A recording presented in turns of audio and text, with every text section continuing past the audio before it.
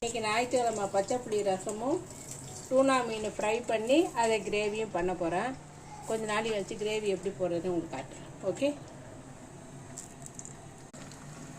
இப்போ அந்த மீன் பொரிச்ச எண்ணெயிலே கொஞ்சம் தேங்காய் எண்ணெய் சேர்த்துக்கிறேன். நீங்கள் எந்த எண்ணெய் வேணாலும் சேர்த்துக்கலாம், அது உங்கள் விருப்பம். 2 கீரின பச்சை மிளகா, கொஞ்சம் பூண்டு,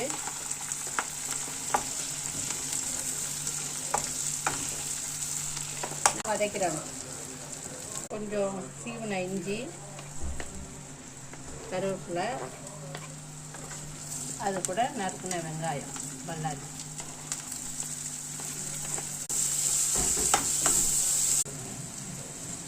கொஞ்சமாக மஞ்சத்தூள், மல்லித்தூள் பவுடர். இந்த தக்காளி அரைச்சி பியூரியாக இருக்கு, கழுவி கொஞ்சம் தண்ணி சேர்த்துக்கிறேன். நாலா பக்கமும் நல்லா கொதி வந்துருச்சு. இன்னும் நல்லா கொதிக்கட்டும். இந்த நுரையெல்லாம் அடங்கி நல்லா எண்ணெய் பிரிஞ்சு வரணும். வந்ததும் மீன் போடணும்.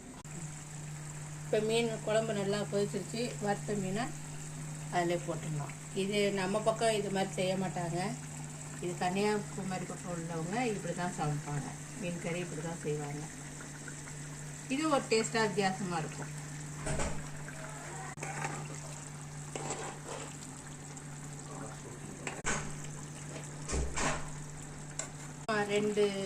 ஒரு 2-3 சொட்டு லெமனை புரிஞ்சு விட்டுலாம் போதும்.